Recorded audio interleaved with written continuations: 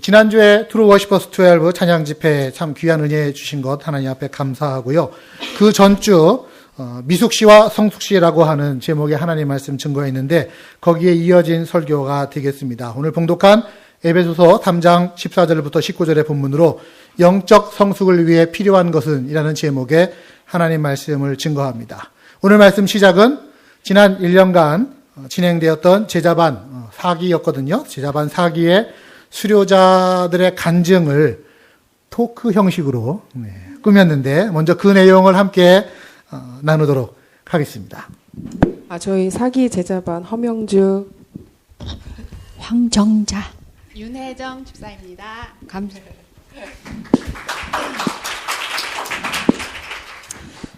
황 지사님, 윤 지사님, 정말 이제 이렇게 저희가 제자반을 마친 후에 간증하는 시간이 오네요. 딱 1년 전에 시작했는데 저 수료 못할 줄 알았거든요. 근데 오늘 그날이네요. 저희가 은혜인 줄을 믿으시기로 바랍니다. 시작 전으로 거슬러 올라가서 제자반 시작할 때 기억나세요? 저의 시작은 순조로웠던 것 같아요. 아부다비에 있을 때 개인적으로 하나님과의 관계가 좀 멀어져 있었고 그래서 그 갈급함에 목말라 있었거든요. 혼자서 말씀 읽고 또 기도하면 충분히 될 거라고 생각했는데 그건 정말 저희 큰 착각이었고 혼자서는 해내갈 수가 없었어요. 우리 두 집사님들의 시작은 어땠어요? 제가 제자반을 시작하게 된 계기는 하나님과 성경에 대한 갈급함과 좀 더 알고 싶다는 마음이 많았었는데요. 마침 제자반을 한다는 소식에 기쁜 마음으로 참여하게 되었던 것 같습니다. 그러나 막상 제자반을 시작하면서 매주 이제 큐티, 교제 연습, 성구암송, 그리고 숙제, 또 매일 성경 읽기로 인해서 좀 솔직히 지치기도 했는데요. 이 훈련을 통해서 이제 매 시간 새로운 걸 알게 되고 또 함께 은혜도 나누고 또 서로 믿음을 나누면서 제 안에 새로운 힘이 생기는 걸 느끼게 된 것 같습니다. 저도 좀 시작은 비슷한데요. 성경에 대해서 더 많이 알고 싶은 마음은 있었지만 그 전 제자반 멤버들이 숙제가 너무 많다라는 얘기를 많이 들어서 왜 이렇게 겁을 주셨어요? 그래서 솔직히 시작하고 싶지 않은 마음도 있었거든요. 또 1년 전에는 우리 또 막내가 너무 어려가지고 손도 많이 가는 시기여서 제가 할 수 있을까라는 생각을 했었는데 지금 생각해보면은 무슨 생각으로 오케이를 했는지 모르겠습니다. 윤혜정 집사님 정신에 불을 잠깐 끄신 것도 하나님의 하신 일일 겁니다. 네. 그때 또 사모님께서 성민이를 봐주신다고 하셔가지고 조금 그래도 쉽게 시작을 했던 것 같습니다. 또 그때 기대감도 있었지만 내가 진짜 잘할 수 있을까 하는 걱정이 더 많았던 것도 사실입니다. 시작이 순조로웠던 황 집사님하고 저와 달리 또 윤혜정 집사님 그때 시작이 어려웠네요. 그래서 수료하는 오늘이 또 더 벅찰 것 같아요. 네. 제자반 하면서 저는 정말 무릎을 친 적 그리고 황 집사님 친 적 정말 많았거든요. 왜냐면 제가 막 무릎 막 치고 막 여기 치고 막 어머 집사님 웬일 막 엄청 그랬거든요. 예, 그때 기억 많이 납니다. 예, 허명주 집사님은 이제 새로운 걸 알거나 깨닫게 될 때마다 사람을 칩니다. 특유의 이 탄식 소리와 목소리와 이렇게 치고 저 때리고 어깨 한번 흔들고 제가 리액션이 좋아요. 예. 제 옆에 앉으셔서 그랬던 거예요. 네. 만약에 이제 목사님이 그때 옆에 있었으면 제가 그냥 막 때리고 막 하고 그랬을 텐데 저는 이제 제자반 하면서 분명히 이제 1:1 양육 때 깨달았던 내용들도 있었고 그리고 또 제자반 하면서 새로운 사실도 있었는데 저의 이 작은 두 눈이 번쩍 뜨게 된 거는 저희가 왜 학교 때 역사 시간에 배웠던 BC, AD 이거 BC는 Before Christ, AD는 아노 도미니 그러니까 이것에 관한 거였는데요. 이게 정말 이 성경에 의해서 구분된 것은 아니었는데 그래도 이제 기독교적인 요소를 사용한 것을 이 훗날에 저희가 사용하는 거라고 들어서 그때 굉장히 놀라가지고 막 거의 황기사에 구타했거든요. 제가 여기 좀 멍이 많아요 오른쪽에. 예. 그래서 이제 집사님들은 저는 이제 그거에 대해 놀랐는데 우리 두 집사님들은 어떤 사실에 놀랐어요? 저는 이제 여러 가지가 있는데 그 중에서 저는 예수님의 그 십자가 구원 사역과 부활에 대해서 이제 배우면서 많은 걸 깨닫게 되었는데요. 갈라디아서 2장 20절 말씀에 내가 그리스도와 함께 십자가에 못 박혔나니 그런즉 이제는 내가 산 것이 아니요 오직 내 안에 그리스도께서 사신 것이라. 이제 내가 내 육체 가운데 사는 것은 나를 사랑하사 나를 위하여 자기 몸을 버리신 하나님의 아들을 믿는 믿음 안에서 사는 것이라. 이 구절에서 말씀하신 것처럼 저는 예전에 하나님 믿기 전에 노력만이 살 길이라는 좌우명을 가지고 남아들 의지하면서 아둥바둥 나름대로 살아왔어요. 근데 예수님을 이제 영접하면서 저는 새로 태어나게 되고 또 하나님의 크신 사랑과 구원해 주신 믿음과 은혜 속에서 살아가는 존재로 바뀌었다는 것을 알게 되었고요. 또 예수님의 이 십자가 사건이 그 당시에 한번 일어난 역사적인 사건으로 끝난 게 아니고 현재 저에게 그리고 우리 모두에게 일어나고 있는 진행형의 어떤 역동적인 사건이라는 것에 굉장히 놀라게 되었습니다. 윤혜정 집사님은 어떠셨어요? 네, 저도 뭐 매주 공부하면서 은혜도 있었고 감동도 있었는데 제가 제일 감명 깊었던 것은 예수님의 부활에 관한 것이었어요. 그동안은 제가 예수님이 우리들의 죄 때문에 십자가에 못 박혀서 돌아가셨다는 사실에만 너무 집중을 해가지고 부활에 관해서는 크게 생각을 하지 않았던 것 같아요. 근데 제자반 공부하면서 예수님의 부활로 인해서 예수님의 제사가 하나님께 받아들여져서 우리가 죄에서 완전히 해방이 되었다라는 것을 안 순간이 제자반 훈련의 하이라이트가 아니었나 생각합니다. 그때 진짜 정말 기뻤거든요. 네. 저도 다 그런 것들 다 기억나요. 목사님도 저희 사기 때문에 참 힘드셨을 거예요. 저희가 되게 자주 대들었거든요. 그러니까 목사님이 제일 자주 하시고 이런 제자반에도 처음이었어요. 반항하고 막 저희가 목사님 못 외우겠어요. 너무 힘들어요. 맨날 그 목사님이 이런 제자가 처음이라고 막 계속 저한테 그러셨거든요. 제가 제일 힘들었던 부분은 말씀을 암송하는 거였거든요. 저희가 이제 D형 큐티전에 외우면서 이제 정말 제 머릿속에 누가 이렇게 지우개를 지어놨는지 분명히 집에서는 분명히 외웠거든요. 근데 오면은 까먹고 막 외우다가 또 까먹고 근데 한 가지 확실한 거는 제가 그렇게 확실히 외웠던 거는 제 삶 속에서 정말 3D처럼 딱 눈에 이렇게 보인다는 거였어요. 그러니까 예를 들어서 저희 이제 그때 가라지 세일 준비할 때 제이슨이 산악 오토바이 오토바이 그 사고가 났거든요. 그래서 저 막 준비하고 있는데 전화가 와서 자기 사고 났다고. 그래서 자기가 어딘지도 모르고 아무 도움도 없고 왜냐면 주위에 없다. 근데 그때 생각하니까 막 마음도 막 어떻게 할 줄을 모르겠고 몸이 막 바들바들 떨리는데 그때 하나님이 딱 주신 말씀은 빌립보서 4장 6절부터 7절 말씀이었어요. 아무것도 염려하지 말고 다만 기도와 간구로 너의 구할 것을 감사함으로 아뢰라. 그리하면 모든 지각에 뛰어나신 하나님의 평강이 너의 마음과 생각을 지키시리라는 그 말씀이었거든요. 그 말씀을 붙들고 기도하니까 정말 제 마음의 평안이 찾아왔고 오히려 그 상황에 또 그 사고로 인해서 하나님께 모든 것을 맡기는 게 얼마나 힘든가라는 생각을 했어요. 제가 자주 그랬거든요. 내 자신도 내 남편도 내 아이들도 나 하나님께 맡길 수 있어라고 했는데 막상 딱 닥치니까 이게 조절이 안 되더라고요. 그래서 그 사고로 인해서 그 하나님께 모든 것을 맡기는 게 정말 힘들구나라는 걸 느꼈고 또한 정말 이 말씀이 이렇게 내가 마음을 가눌 수도 없는 상황에 힘이 된다는 거였어요. 혹시 우리 두 집사님들도 어떤 상황 속에서 이런 말씀이 힘이 되거나 위로가 되는 상황이 있었어요?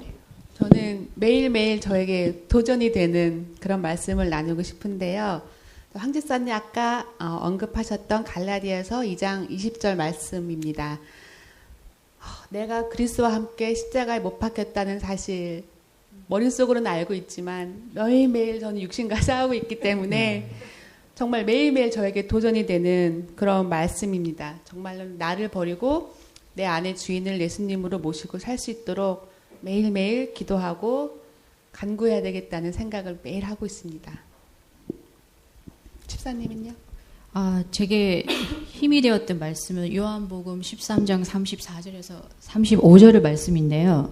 새 계명을 너희에게 주노니 서로 사랑하라. 너희가 서로 사랑하면 이로써 모든 사람이 너희가 내 제자인 줄 알리라. 이 말씀인데요. 이 말씀을 읽고 생각하고 또 외우고 하다 보니까 하나님은 정말 사랑 그 자체이시구나라는 생각이 들더라고요. 근데 이 세상이 이제 하나님의 사랑과 은혜와 영광으로 가득 차 있는데 이걸 나만 알고 있는 게 아니라 모든 사람이 이걸 안다면 얼마나 좋을까 하는 생각을 하게 되었고요. 저한테도 아무리 힘든 상황이 와도 하나님의 그 크신 사랑을 붙잡는다면 잘 헤쳐나갈 수 있을 거라는 그런 생각을 하게 되었습니다. 같이 기도할게요. 저희가 마지막으로 이제 1년간 제자 훈련을 통해서 가장 큰 얻음은 뭐였는지 나누고 싶은데요. 저에게 가장 큰 얻음은 예수님께서 명령하신 서로 사랑하라예요. 제가 자신 있게 잘할 수 있다고 생각했던 게 사랑하는 거였거든요. 그런데 이제 이번 제자반을 통해서 사랑하는 것이 얼마나 힘들고 또 어떤 상황에는 이 사랑해야 함이 오히려 그게 저에게 고통이 될 수도 있는지였어요.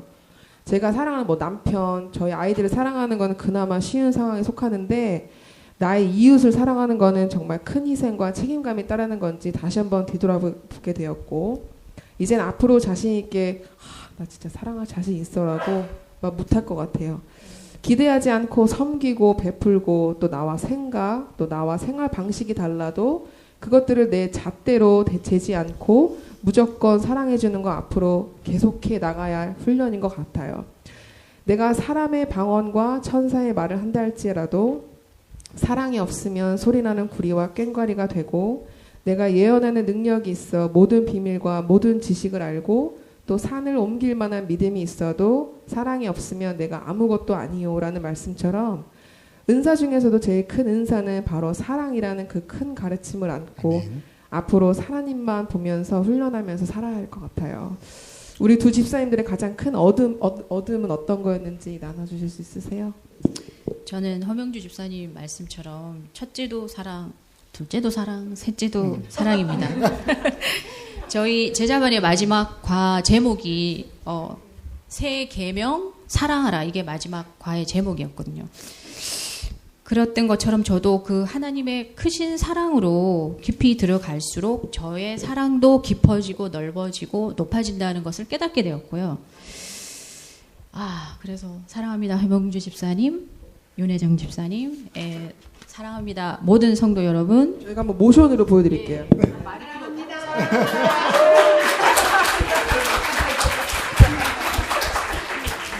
저희들 정말 사랑이 넘치지 않나요?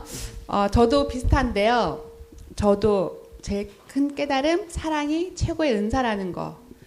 그동안 저는 제가 달란트가 없는 사람이라고 생각을 했어요. 저는 노래도 잘 못하고 다룰 수 있는 악기도 없고 손재주도 없고 나는 어쩜 이렇게 교회에서 쓸 수 있는 은사가 하나도 없을까라고 생각을 했었는데 그래도 정말로 사랑이 최고의 은사라는 말씀이 정말로 제게 큰 힘이 되었습니다. 사랑하는 마음으로 교회를 섬기고 사랑하는 마음으로 예수님 닮아가는 삶이 정말로 제일 값진 은사가 아닐까 생각합니다. 맞아요. 정말 사랑이야말로 하나님께서 바라시고 허락하신 저 최고의 은사인 것 같아요. 이제 이렇게 해서 저희 제자반 훈련에 대한 간증을 이렇게 나눠보았는데 제자반을 위해서 기도해 주신 우리 믿음의 동역자분들 또 한 번도 티내지 않으시고 또 묵묵히 기도해 주신 분들 참 감사했고요. 현재 내가 이렇게 하나님한테로 걸어가는 이 길이 잘 가고 있는 건가 아니면 하나님에 대한 그 처음 사랑을 잊어버리셨던 분들 그리고 내 신앙이 차가운 건가 지금 뜨거운 건가 라고 점검하시고 싶은 분들 그리고 제일 중요한 거 내가 사랑하는 그분에 대해서 좀 더 알고 싶다 라고 생각하시는 분들은 주저하지 마시고 기도와 함께 제자반을 시작하시기를 적극 권장합니다. 해치지 않습니다. 절대. 절대 해치지 않아요. 숙제는 많아요. 숙제는 분명히 힘이 드는 여정이지만 그 열매가 너무나도 달고 삶의 중요한 또 다른 씨앗을 뿌리게 되는 그런 여정이 될 것입니다. 예, 그동안 1년 동안 부족한 저희들을 사랑으로 또 진리의 말씀으로 인도해 주신 안도환 목사님 정말 큰 감사드리고요. 감사합니다. 모든 분들 정말 하나님 안에서 사랑합니다. 감사합니다.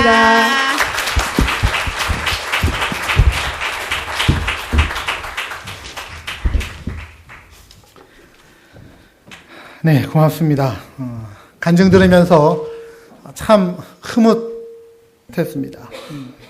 목회자의 보람이 이게 가장 흐뭇하고 보람된 거 아닌가라는 생각들을 합니다. 성도들을 향한 수고, 기도가 조금씩 열매를 맺어가는 이때가 참 저에게는 흐뭇한 시간들입니다. 그러니까 지난번에 말씀 나누면서도 그랬죠. 미숙 씨와 성숙 씨 얘기할 때도 성도님들께 영적으로 조금씩이라도 더 성장하고 성숙하기를 바란다라고 하는 내용을 드렸는데 오늘 읽은 본문이 바로 그 내용입니다. 그러니까 여러분들을 향한 목회자인 저의 가장 큰 기도의 제목, 그 마음이 오늘 본문 안에 담겨 있다고 저는 믿고 있습니다. 사실 거의 모든 목회자들이 이걸 놓고 하나님 앞에 무릎을 꿇고 기도하고 있죠. 한번 다시 볼까요? 우리 본문 16절 보세요. 같이 한번 읽어보겠습니다. 그의 영광의 풍성함을 따라 그의 성령으로 말미암아 너희 속사람을 능력으로 강건하게 하시오며. 자, 속사람이 강건해지기를 구하는 겁니다. 또 나아갑니다. 17절 믿음으로 말미암아 그리스도께서 너희 마음에 계시게 하시옵고. 그리스도가 여러분들 마음에 살아계시기를 구하는 겁니다. 그리고 너희가 사랑 가운데서 뿌리가 박히고 터가 굳어지고. 사랑 가운데 더 뿌리 내리는 거예요. 그 터가 더 단단해지고 굳어지는 거예요. 그래서 18절 능히 모든 성도와 함께 지식에 넘치는 그리스도의 사랑을 알아가고. 혼자 아는 것도 아니고요. 모든 성도들과 함께 더불어서 믿음의 동료들과 함께 그리스도의 사랑을 깊이 깊이 알아가는 겁니다. 어디까지 알아가느냐? 19절 그 너비와 길이와 높이와 깊이가 어떠한지를 깨달아서, 그러니까 하나님의 사랑의 너비가 얼마나인지, 길이가 어느 정도인지, 높이와 깊이가 어느 정도인지 그 측량할 수 없는 그 사랑들을 조금씩이라도 알아가서 결국 하나님의 모든 충만하신 것으로 너희에게 충만하게 하시기를 구하노라. 아멘. 여러분, 이 구절은요, 여러분들 성경에 아끼지 마시고 하이라이트를 탁 치시고, 할 수 있으시면 적어두시고, 냉장고에도 붙이시고, 책상 위에도 붙이시고, 읽으시고, 기도하셨으면 좋겠어요. 이게 비단 목회자인 저의 기도만이 아니라, 지금도 우리 주님께서 하나님 우편에서 여러분들을 위해서 간구하고 계신 내용들입니다. 내가 얼마나 그리스도의 사랑과 은혜를 알아가고, 하나님의 풍성하심대로 채워져 갈 것인가 라고 하는 것이죠. 여러분들이 그렇게 되기를 원하시고 또 그렇게 하루하루를 살아간다면 저의 보람은 그것으로서 다입니다. 저는 그것만으로서 바람에 한이 없는 것이죠. 자, 그럴 때 우리가 영적인 성장과 성숙을 사모하고 기대할 때 우리에게 필요한 몇 가지의 조건들이 있다는 것을 우리는 좀 알아야 됩니다. 그 조건들을 오늘 잠깐 몇 가지 여러분들에게 나눠드리고 싶은데요. 우선 첫 번째는요. 우리 제자반 우리 오늘 수료하신 세 분께 한번 다시 여쭙겠습니다. 여러분의 제자 훈련은 그럼 지금 끝났습니까? 여러분의 제자 훈련은 끝났습니까?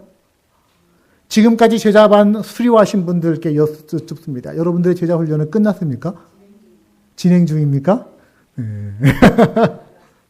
답은 잘하셔요, 참. 제자 훈련 끝난 게 아니잖아요. 신앙이 여기서 그쳐지는 게 아니잖아요. 내가 몇십 년 전에 내가 예수 믿고 예수님을 나의 구주로 영접하고 내가 구원받았다. 그걸로 해서 신앙이 거기서 끝나는 게 아니잖아요. 신앙은 하루하루 진보되어야 되는 겁니다. 나아가야 되는 겁니다. 성장해야 되는 거예요. 신앙생활의 완성, 졸업 있을 수가 없는 겁니다. 어디까지 가야 되느냐?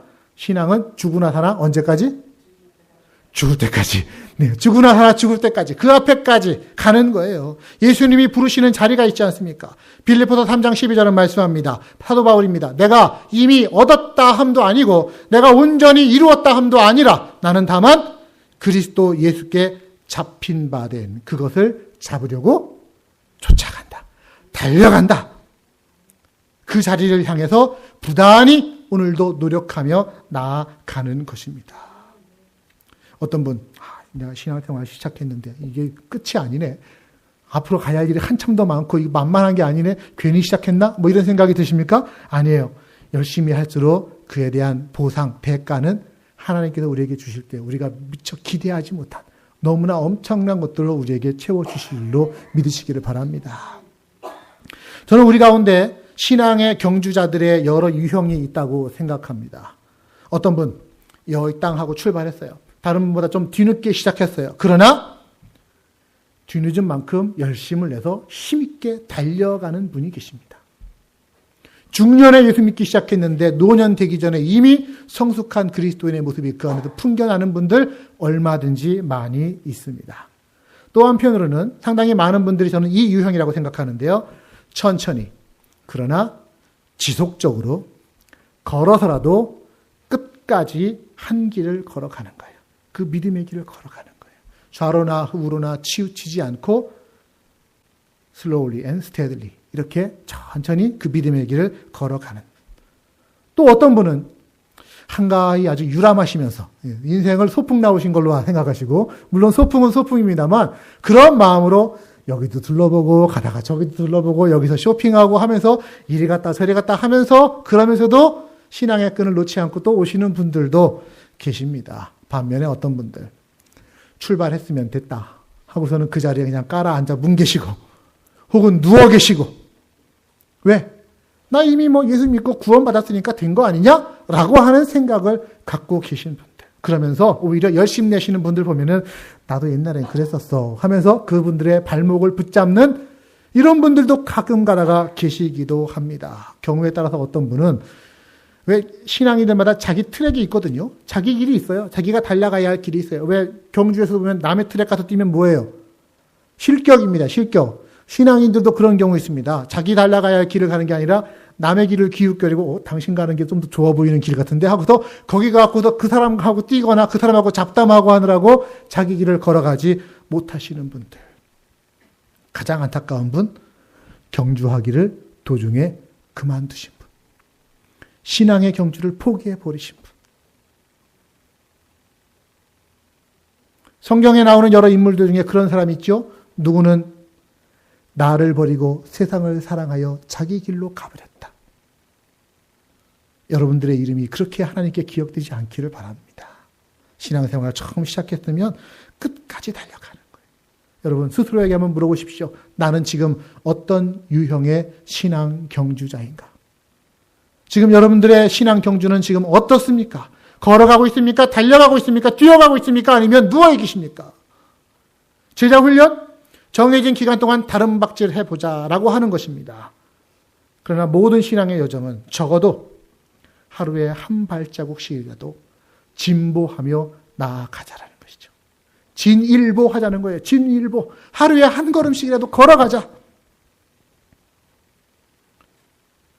여러분들의 신앙이 어제보다 오늘이, 오늘보다 내일이 조금씩 더 진보되어지는 성숙해지는 신앙 되기를 주님의 이름으로 진심으로 축복합니다.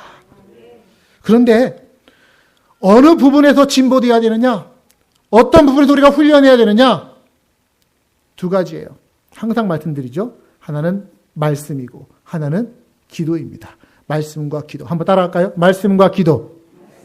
신앙은 이 두 가지 유형으로 결정되어지는 겁니다. 베드로후서 3장 18절은 말하지요. 오직 우리 주 곧 구주 예수 그리스도의 은혜와 그를 아는 지식에서 자라가라. 하나님의 은혜와 예수 그리스도의 은혜와 그를 아는 지식 가운데서 자라가는 것, 무엇을 통해서 그것이 자라나느냐? 말씀 생활과 기도 생활을 통해서 그것이 자라나는 거예요. 물론 말씀과 기도 외에도 우리가 은혜 받을 수 있는 여러 통로들이 있죠. 있기는 있지만 그 모든 통로들도 본질적으로는 말씀과 기도에 연결되어 있는 겁니다. 저는 이 표현을 참 좋아합니다.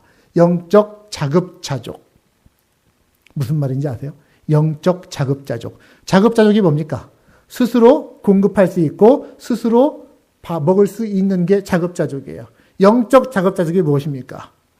교회 와서만, 예배 드릴 때만, 말씀 듣고 설교 들을 때만 내가 신앙의 양식을 공급받는 게 아니고 여러분들이 댁에 있어도 혼자 있어도 스스로 영적으로 말씀을 캐내어서 먹을 수 있고, 그래서 자급자족이 되는 거예요.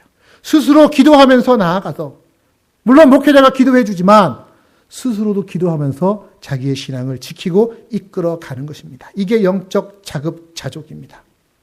여러분들에게 이 영적 자급자족이 이루어지기를 저는 간절히 소망합니다. 홀로 있을 때라도 기도하고 홀로 있을 때라도 말씀 읽을 수 있는 단계로 나아가는 거예요. 물론 그렇다고 해서 그럼 나는 신앙 훈련을 나 홀로만 할 거야. 이것도 곤란하죠. 교회를 지켜두고 신앙의 동지들을 지켜두고 나 혼자 신앙을 하시는 분들이 간혹가다 계십니다. 이분들이요, 신앙생활에 열심히 없으셔서 그러시는 게 아니에요. 너무 열심히 있는데 그 방법이 잘못돼가지고 목사님도 난 필요 없어. 나는 나 혼자 신앙을 팔 거야. 하고서는 혼자서 성경을 막 한 몇십 독씩 해요. 그러다 보면은 바른 길로 안내해주고 지도해주는 이가 없을 때 잘못된 길을 거기가 유전인 줄 알고 무지하게 팝니다. 그러다가 엉뚱한 거를 만나고 그걸 보화인 줄로 생각하고서 가시는 분들이 종종 있습니다. 여러분, 신앙에 이단이 많이 있어요. 우리 기독교 신앙에도. 이단이 수없이 많은 종류의 이단들이 지금까지 있었지만 그 많은 종류의 이단들을 큰 틀로 분류하면은 몇 개 되지 않아요. 예수 그리스도가 하나님의 아들이신 것을 믿느냐 안 믿느냐. 예수님이 인간의 모습으로 오셨던 것을 믿느냐 안 믿느냐. 성령님에 대한 존재를 믿느냐 안 믿느냐. 구원에 대한 것을 어떻게 이해하느냐, 혹은 재림에 대한 것을 어떻게 이해하느냐, 여러 몇 가지 틀, 요 정도 안에서 분류되어지는 거예요. 왜? 그게 성경의 주제거든요. 그거를 자기 혼자 이해하겠다고 하고 성경 다 혼자 판다고 하고 이게 되는 게 아니라 지도해 주는 이가 있어야 된다는 겁니다. 그래서 저는요, 여러분들이 영적 자급자족을 목표로 삼는 건 좋지만 우선적으로는 교회가 제공하는 신앙 훈련의 기회들을 그 자급자족을 위해 활용해야 될 필요가 있다는 것을 말씀을 드립니다. 주일날 예배 드리는 것, 수요일날 저희들 모여서 성경 공부하는 것, 또 각종 기도 모임들이 저희 교회 안에 있지요. 여기서부터 신앙은 시작하는 겁니다. 이거는 지키지 않고 나는 나 혼자 내가 신앙 보이고 나 혼자 성경 보이고 나 혼자 기도하고 있으니까 되지 않아요. 이 예배의 자리를, 그리고 성경 함께 공부하는 자리를, 기도의 자리를 지키실 수 있기를 여러분 부탁드립니다. 이게 영적 네트워킹이라고 하는 거예요. 서로 함께 그물을 만들어 가는 거예요. 영적으로. 그럴 때 찢어지지 않게 되는 거 아니겠습니까? 에베소서 4장 16절은 이렇게 말합니다. 그에게서 온 몸이 각 마디를 통하여 도움을 받음으로써 연결되고 결합되어져서 각 지체의 분량대로 역사하여 그 몸을 자라게 하며 사랑 안에서 스스로 세우느니라. 여기서 그라고 하는 분은 예수님을 얘기하는 거예요. 예수님에게서, 즉 교회의 머리 되신 그분에게서 각 사람이 연결되어 있으면 그건 서로 연결되어 있는 것과 마찬가지라는 거죠. 그래서 교회의 각 지체인 성도들끼리 교회의 각각의 마디를 통해서 서로 연결되어 있으면서 각각의 은사를 바탕으로 해서 서로 돕고 서로 기도해주고 살펴주는 관계를 만들어 가는 중에 그리스도의 몸인 교회를 더 든든하게 하는 겁니다. 그 교회가 더 자라나는 겁니다. 그리고 아울러 그 과정에 서로 세워지는 것, 서로 성장하는 역사가 일어납니다. 이게 교회를 우리에게 주시고 우리를 교회의 일원되게 하신 하나님의 뜻임을 기억하시기를 바랍니다. 다를 그렇게 하기 위해서 교회에 세워두신 거예요. 영적 생명이 성장하는 길, 교회에 뿌리를 내리는 겁니다. 그런데 간혹 어떤 분들은 가나안 성도가 되시는 분들이 계세요. 가나안 성도. 가나안 성도가 뭐죠? 가나안을 거꾸로 하면 안 나가. 네, 안 나가. 예수님은 믿어요. 그런데 교회는 안 나가. 오늘날 한국 사회 가운데도 그런 분들 꽤 많이 계십니다. 왜? 교회에 나름 실망한 거예요. 상처받은 거예요. 목회자에게, 사람들에게 상처받아서 나는 예수님을 믿어도 나는 교회에는 안 나가겠다. 그건요, 물고기가 자기 살아보겠다고 물 밖으로 뛰쳐나가는 거하고 똑같습니다. 신앙생활은 교회라고 하는 그리스도의 몸을 중심으로 해야만 온전해질 수 있는 길임을 여러분 기억하십시오. 물론 교회 안에도 역기능이 있죠. 교회 안에도 아직 성화되지 못한 우리들이기 때문에 우리의 잘못된 부분들 때문에 상처 주고받을 수 있지요. 그렇다고 해서 교회를 등지면 안 된다는 겁니다. 지체가 서로 봉사하는 환경인 교회 가운데 있고 서로 형제자매들과 더불어 도움받고 도움 주고 하면서 성장하고 성숙해 가는 것입니다. 이게 교회의 모습입니다. 그런 중에 특별히 오늘 우리에게 필요한 존재가 있습니다. 그게 누구냐면 영적 조력자라고 하는 존재입니다. 신앙생활에는요, 영적인 동역자가 있어야 돼요. 또한 영적인 조력자가 있어야 돼요. 영적인 코치가 있어야만 돼요. 데살로니가전서 2장 7절 8절의 말씀을 들으십시오. 우리는 그리스도의 사도로서, 사도 바울이 얘기합니다. 그리스도의 사도로서 마땅히 권위를 주장할 수 있지만 도리어 너희 가운데서 유순한 자가 되어서 유모가 자기 자녀를 기름과 같이 하였으니 너희를 사모하여 하나님의 복음뿐 아니라 우리의 목숨까지도 너희에게 주기를 기뻐하며 너희가 우리의 사랑하는 자가 됩니다. 사도 바울이 데살로니가 성도들을 향해서 내가 너희들에게 하나님의 복음을 주고 싶고 또한 목숨까지도 얼마든지 내어줄 수 있다라고 하는 그런 영적인 안내자로서 그들에게 다가갑니다. 그리고 그들을 유모처럼 길러주었다라고 하는 거예요. 여러분, 어느 누구도요, 신앙생활에 초보가 있었습니다. 지금 여러분들 30년, 40년 신앙생활 하셨어도 신앙생활 처음 시작하는 순간도 있지 않았습니까? 그때 누구의 도움이 있었습니까? 나를 도와주고 내가 그리스도인으로서 잘 성장하기 위해서 나를 세워주었던, 함께 해주었던 나의 신앙의 동역자들이 있지 않았습니까? 한 사람도요, 영적 유아기에서 성숙해가는 과정 중에 홀로 선 사람이 없습니다. 누군가의 도움이 꼭 필요합니다. 한 사람도 영적인 유치한 수준을 지나가지 않은 사람이 없습니다. 그렇기 때문에 지금 또한 유치한 수준에 있는 사람을 이해해 줘야 되고 받아줘야 되는 거예요. 운전하고 가다 보니까 앞에 있는 어떤 차에 뒷꽁무니에 자기 초보 운전이라고 하는 거를 붙여놨어요. 근데 아주 도발적인 문구로 붙여놨어요. 당신도 처음엔 초보였다. 그러니까 나보고 뭐라고 하지 말라는 거예요. 당신도 처음엔 초보였다. 그래요. 우리도 신앙의 초보가 있지 않았습니까? 그런 때가 있지 않았습니까?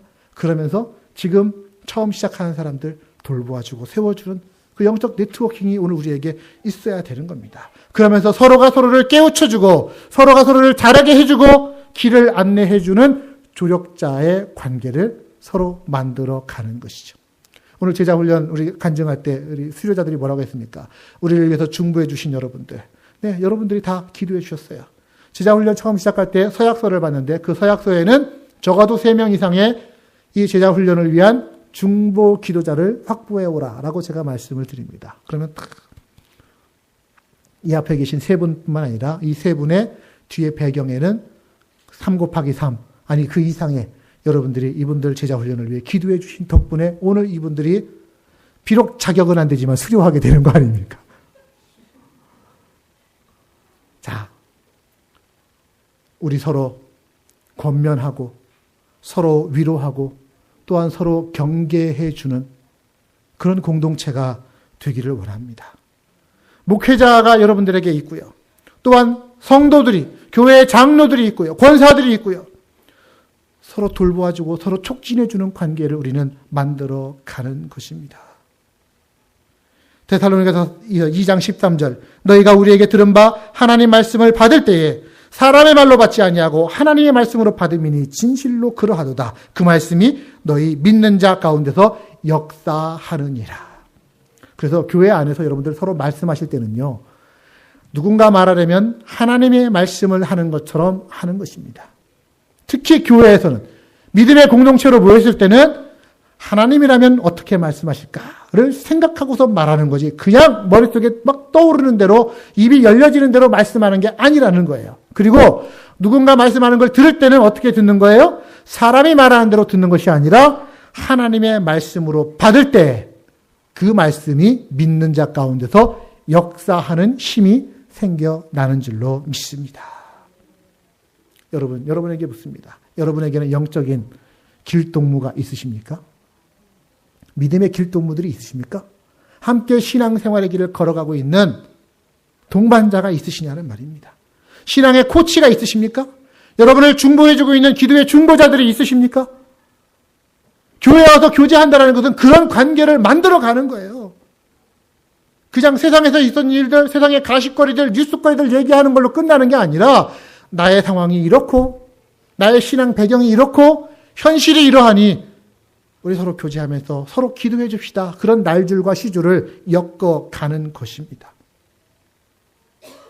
특히 교회에 있는 교역자들, 영적으로 나를 돕는 이들, 도울 수 있도록 세워준 사람들, 그들을 잘 활용하는 거예요. 여러분, 목사를 잘 이용하시기를 바랍니다. 아멘? 네, 목사를 잘 사용하시기를 바랍니다. 네, 잘 사용하셔야 돼요. 오용하시지 마시고. 네. 목사를 어떤 분들은 오용하시는 분들이 계세요. 잘 이용해야 돼요. 어떤 목사님이 시골 교회에 부임하셨는데 거기서 성도님들이 또 마을 주민분들이 목사를 좀 어렵게 여겨서 그분이 목사 사용 설명서라고 하는 문구를 만들어 가지고서 교회 마을 경로당에다가 다 붙이고 그랬대요. 목사 사용 설명서에 보면은 뭐 보일러가 고장났을 때 목사를 찾습니다. 뭐 필요한 일 있을 때 목사를 찾습니다. 그 맨 마지막이 참 인상적이었던데 맨 마지막 경로당에서 화투 치다가 한 사람 부족하면은 목사를 찾습니다. 뭐 이렇게 써 있더라고요. 그 마음이 이해가 돼요. 가까이 가고 싶은 거예요. 가까이 가서 교제하면서 그들에게 복음을 어떻게든지 전하고 싶은 마음인 거예요. 그래서 목사는 여러분들과 함께 사는 겁니다. 근데 그 목사를 함께 산다고 해서 그래 같이 살지, 같이 농담하고 같이 어울려 즐기고 먹고 마시고 이런 용도로만 사용하시면 그거는 오용하는 거예요.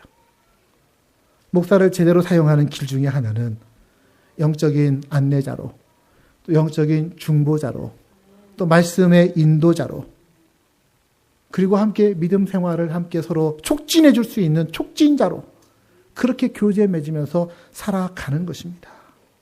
그래서 목사와 함께 하는 시간에는요, 여러분 할 수 있으시면 영적인 대화를 나누시는 게 여러분에게 유익하지 도움이 될 것이지 여러분들이 세상적인 얘기 나누는 게 여러분에게 유익하겠습니까?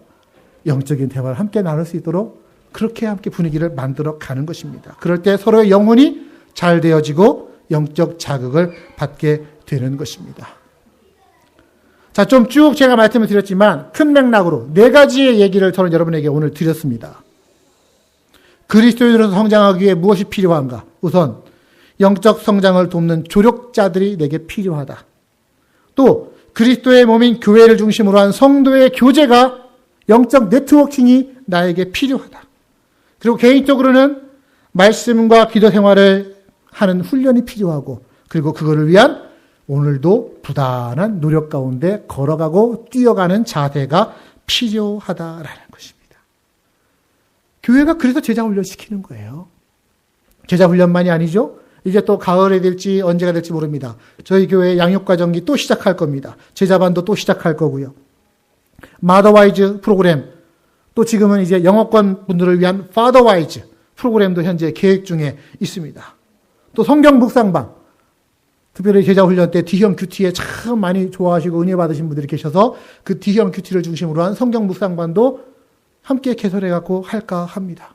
이런 거 하나하나를 통해서 영적 네트워킹을 만들어 가면서 그 가운데 나의 성장을 위한 길을 도모해 가는 것이죠.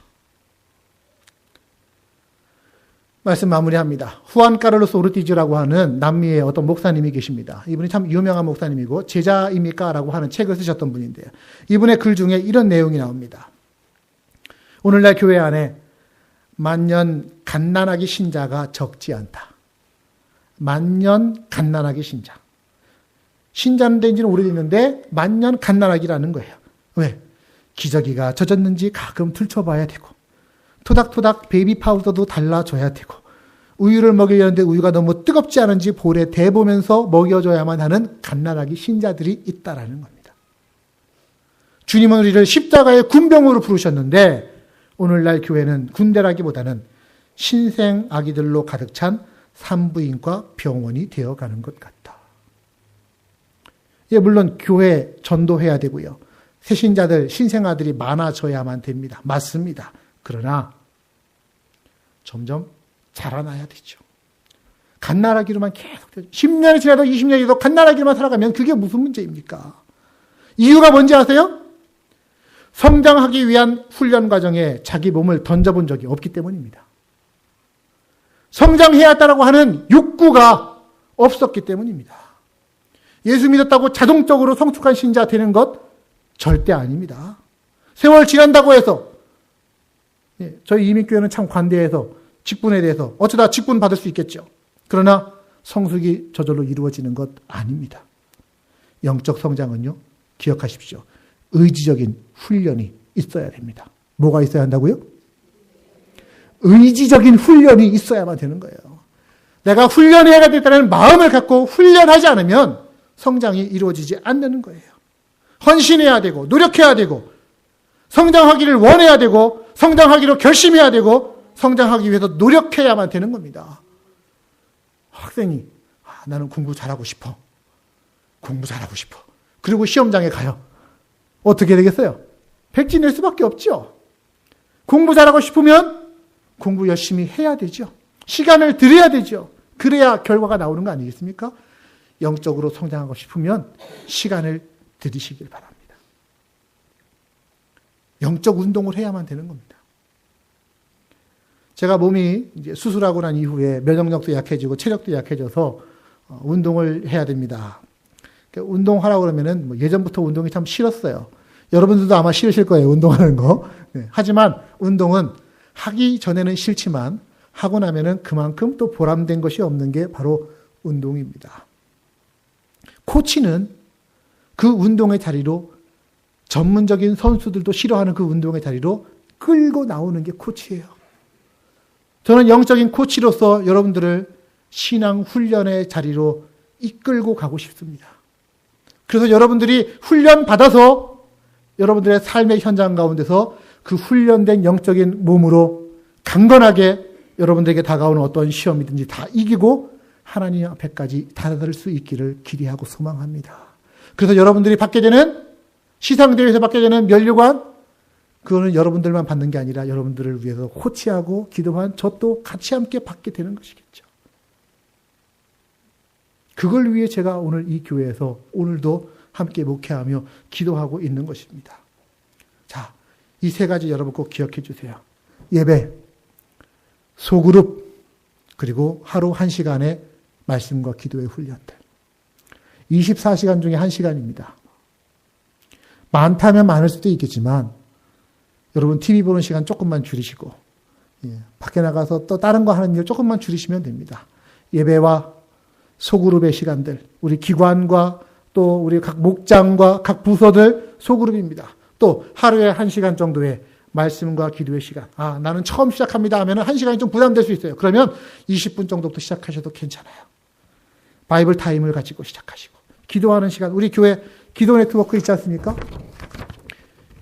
요거 여기서부터 여기까지 읽으시면 돼요. 그러면 기도하는 게 되어져요. 저절로. 그래서 기도하면서 신앙을 훈련해 가는 겁니다. 말씀 마무리합니다.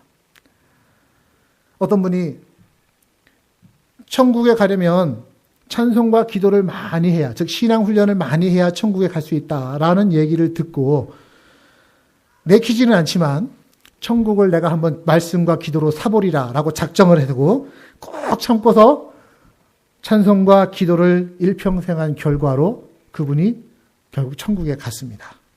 근데 천국에 가서 보니까 마음은 기대는 이거였거든요. 이제 천국에 가면 내가 하고 싶은 건 정말 마음껏 해야지라고 생각했는데 천국 가서 딱 보니까 천국에 오신 많은 분들이 다 찬송하고 있고 다 기도하고 있는 거예요. 아니, 찬송하고 기도하고 천국에 왔으면 이제 좀 자기 하고 싶은 걸 해야 할 텐데 그게 아니라 천국에 와서도 찬송과 기도를 하고 있는 거예요.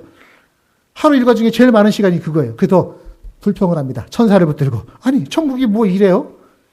무슨 천국이 찬송만 하고 기도만 합니까? 했더니 천사가 하는 말씀이 천국이 찬송하고 기도만 하는 곳이 아니고요. 찬송과 기도를 좋아하시는 분이 천국에 오시는 겁니다. 찬송과 기도를 즐겨 하다가 결국 그것을 좋아해서 천국에 와서도 그것을 좋아하시는 분. 그런 분들이 천국에 결국 오게 되신다라는 거예요. 땅에서 하던 즐겨 하던 찬송과 기도를 천국에서도 결국 하게 된다라는 것이죠. 요즘 세상에서 유행하는 말 가운데 이런 말이 있습니다. 행동이 반복되면 습관이 되고요. 습관이 반복될 때 그것이 인격이 됩니다. 인격이 그 사람의 운명을 결정합니다. 행동이 반복될 때 습관이 되고 습관이 반복될 때 인격이 됩니다. 신앙 행동이 반복될 때 그것이 신앙의 습관이 되고 신앙 습관이 반복될 때 그것이 그 사람의 신앙 인격이 됩니다. 그리고 그것이 그의 신앙 운명을 결정하게 될 것입니다. 여러분들이 항상 어떤 모습으로 신앙생활을 하느냐가 최후의 모습을 결정한다는 걸 기억하십시오. 항상은 최후와 연결되어 있어요. 오늘의 모습이 주님 앞에 서게 되는 그때의 그 모습일 겁니다. 그러니 그때 가서 잘하지가 아니라 오늘 잘하실 수 있기를 바랍니다. 오늘 훈련하실 수 있기를 바랍니다. 항상 기도하고 항상 말씀 가운데 거하는 겁니다. 항상 성장하기를 구하는 겁니다. 항상 예수 닮기 위해서. 오늘도 부단히 자기를 갈고 닦고 훈련하는 사람이 마지막 그 순간에 주님 닮은 영광스러운 모습으로 주 앞에 서게 될 것입니다. 여러분들이 그런 모습으로 저와 함께 주님 앞에 서게 되는 그날을 기대하며 축복합니다.